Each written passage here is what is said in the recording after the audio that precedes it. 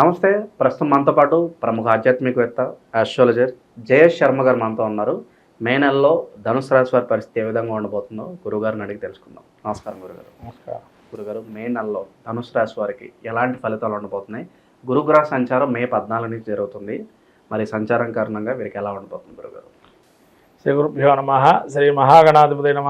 శ్రీ మహాసరస్వతి నమ. హరి ఓం. శ్రీమాత్రి నమ. ముఖ్యంగా ధనుసు రాశి యొక్క ఫలితాలు చూస్తే, ధనుసు రాశికి మూలా నక్షత్రం 4 పాదాలు, పూర్వాషాఢ నక్షత్రం 4 పాదాలు, ఉత్తరాషాఢ నక్షత్రం 1వ పాదము ధనుసు రాశి.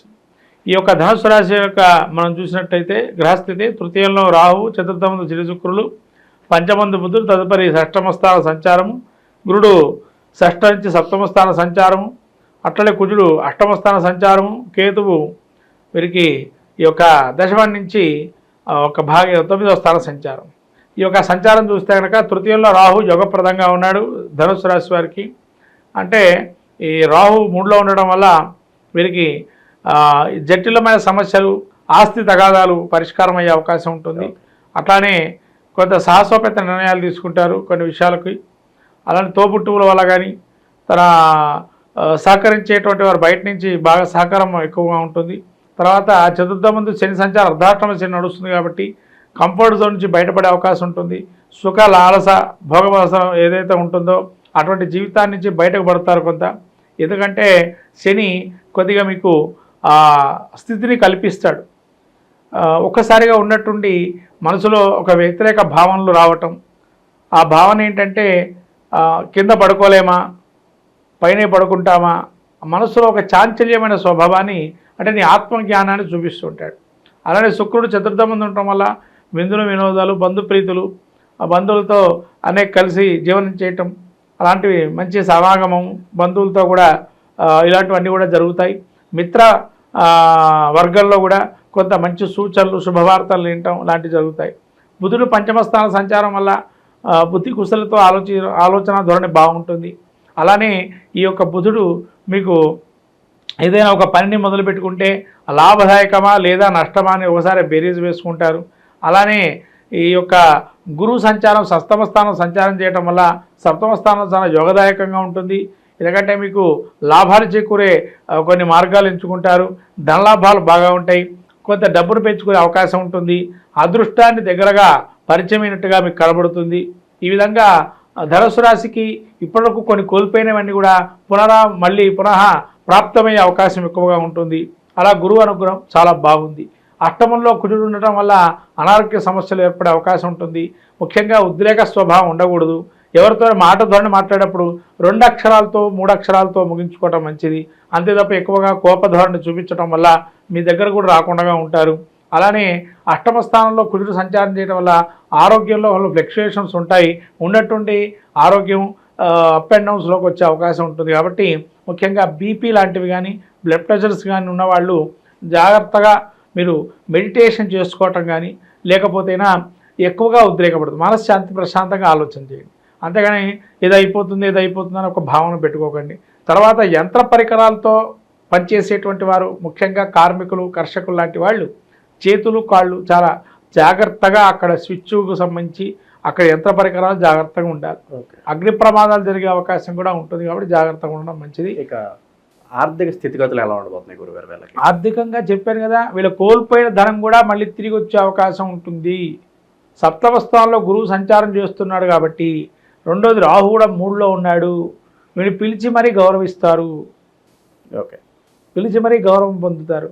రాజు లాంటి వాడు కూడా వీళ్ళ కాళ్ళబేరానికి వచ్చే అవకాశం ఉంటుంది. ఎందుకంటే ఆ కాళ్ళబేరానికి రావటం ఏందయ్యా రాజుగారు అంటే ఇంకా అవసరం అటువంటిది. రాజుగారు లాంటి వాడు కూడా అయ్యా నువ్వంటే దండం పెట్టే పరిస్థితికి వస్తుంది. అంటే ఆ ధనుసు రాశి వారికి ఒక్కసారిగా అన్ని మంచి ఫలితాలు ఉన్నాయి ఈ యొక్క మాసంలో కూడా అని చెప్పబడుతుంది. ఇక పెట్టుబడుల పరంగా ఎలా ఉండబోతుంది గురుగారు? పెట్టుబడులు అంటే వీళ్ళకి ఎప్పుడైతే ధనం రాబడి ఉంటుందో పెట్టుబడులు శుభ్రంగా పెట్టుకోవచ్చు. ముఖ్యంగా విదేశీ పెట్టుబడుల్లో ఎక్కువగా పెట్టుకోవడం మంచిది. అదేంటంటే విదేశీ ద్రవ్యోద్బలం బాగాలేదు కదా ఇప్పుడు పరిస్థితి కాలం, అంటే ఇప్పుడే కొనాలి, తర్వాత అది రేట్లు పెరుగుతాయి. కాబట్టి విదేశీ పెట్టుబడులు పెట్టుకోవచ్చు. ఇక విందులు వినోదాల్లో ఎక్కువగా వీళ్ళు పాల్గొనే అవకాశాలు కనిపిస్తుంది గురుగారు. అవునండి, ఎందుకంటే శుక్రుడు చతుర్థంలో ఉన్నాడు కదా, బంధుప్రీతి, లాలసమంత జీవితము. అంటే ఒక్కసారిగా మీకు ఎలా కనపడుతుంటే చతుర్థంలో శని శుక్రులు ఇద్దరు కలయిక. ఈ శని శుక్రులు కలిశారు అంటే ఖచ్చితంగా కొన్ని ఇల్లీగల్ వ్యవహారాలకు కూడా అధికారం ఉంటుంది. ఇక అది పబ్బులు క్లబ్బులు అనేక అంశాలు కూడా దీనిలో జోడించుకోవచ్చు. ఓకే. ఇక భూమికి సంబంధించిన వ్యవహారాలు ఎలా ఉండబోతున్నాయి? భూమికి సంబంధించిన వ్యవహారాలు మాత్రం జాగ్రత్తగా ఉండాలి. మీరు దాని జోలికి పోకపోవడమే మంచిది. ఈ నెలంతా ప్రశాంతంగా ఉండాలి. భూమి జోలికి వెళ్ళకండి. భూమి వ్యవహారాలు ఎట్టి పరిస్థితిలో కలుగ చేసుకోకండి. లిటిగేషన్ వ్యవహారాలున్నా, కోర్టు వివాదాలున్నా ఇవన్నీ పరిష్కారం కావు మీరు ఏం చెప్పినా కూడా. కాబట్టి ఈ నెల వాటి విషయాలు వదిలేయటం మంచిది. ఓకే. అవకాశాలు గుర్తింపు పరంగా ఎలా ఉండబోతుంది? కొత్త అవకాశాలు రావాలి, నాకంటూ కొంత పేరు కావాలి అని చూస్తూ ఉంటారు కదా, వాళ్ళకి ఎలా ఉండబోతుంది గురుగారు? అవకాశం వస్తుందండి. ఇప్పుడు ఆల్రెడీ ఈ మాసం నుంచి ప్రారంభమవుతుంది. ఇప్పటి నుంచే ప్రారంభమవుతుంది కాబట్టి రాబోయే మాసంలో ఇంకా ఎక్కువగా గుర్తింపు అనేది పొందుతారు. ఓకే. ఇక రెమెడీస్ విషయానికి వస్తే ఎలాంటి పరిహారాలు చేసుకుంటే బాగుంటుంది గురుగారు? ముఖ్యంగా విష్ణు సహస్రనామ పారాయణ చేసుకోవడం, నిత్యం ప్రదోష కాలంలో నందీశ్వరుడికి అభిషేకం చేసుకోవటం, ప్రదోషకాల నందీశ్వరుడు అభిషేకము, శివారాధన లాంటిది విష్ణు సహస్రనామ పారాయణం చేసుకోవటం వల్ల మంచి ఫలితాలు రావటం. అలాగే సుబ్రహ్మణ్య క్షేత్ర దర్శనం, షణ్ముఖ క్షేత్ర దర్శనం చేయటం, అలానే సుబ్రహ్మణ్య స్వామికి ఏదైనా కానీ అభిషేకం చేయటం పంచామృతాలతోని, లేదా విభూతితో అభిషేకం చేసుకోవటం, క్షేత్ర దర్శనాలు చేయటం, లేదా ఇంటి దగ్గర ఎక్కడైనా హోమాది క్రతువులు మూలమంత్ర జపం చేసుకోవటం వల్ల మంచి ఫలితాలు ఉంటాయి. ఇక దానాలు ఏమైనా చేసుకుంటే బాగుంటుందా గురుగారు? కందులు దానం ఇస్తే మంచిది. కందులు, అలాగే నువ్వులు, తర్వాత పెసర్లు ఇవి ఇవ్వటం వల్ల మంచి కలుగుతుంది. ఈ విధంగా మనకు ఇంకా పరిష్కార మార్గాలు అనుకున్నట్లయితే కనుక ఆదివారం కానీ లేదా ప్రతి శనివారం రోజు కానీ నువ్వులు బాగా దంచేసి బెల్లంతో కలిపి ఆవుకి పెట్టడం కానీ, అలాగే ప్రతి మంగళవారం రోజు ఆకు పూజ ఆంజనేయ స్వామి చేసుకోవటం కూడా మంచి ఫలితాలు ఉంటాయి ధనుసు రాశి వారికి. ఓకే.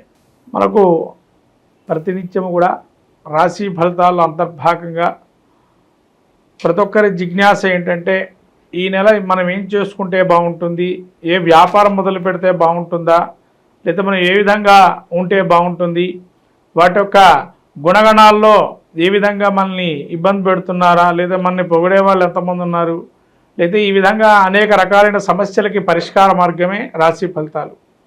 ఈ యొక్క రాశి ఫలితాలు కనుక ప్రతినిత్యము మనం పాటిస్తూ ఆ యొక్క స్తోత్రమాలికలు కానీ, ఆ యొక్క స్తోత్రమాలికలతో పాటు ఆ యొక్క దేవత అధిష్టాన దేవతల యజ్ఞ హోమాదులు కానీ వ్రతాదులు చేసుకోవటం వల్ల మంచి ఫలితాలు వస్తాయని మన పెద్దలు మహర్షులు చెప్పబడింది.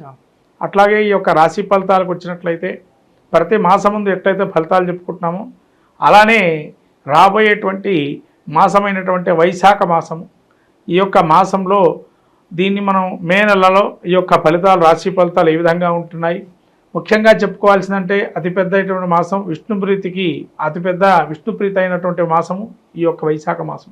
మనకు పద్మపురాణము, బ్రహ్మాండ పురాణము, మత్స్య పురాణము ఇవన్నీ కూడా ఈ యొక్క అనేక విశేష అంశాలతో కూడుకున్నటువంటి వైశాఖ మాసం. దానికి వైశాఖ పురాణం కూడా ఉన్నది.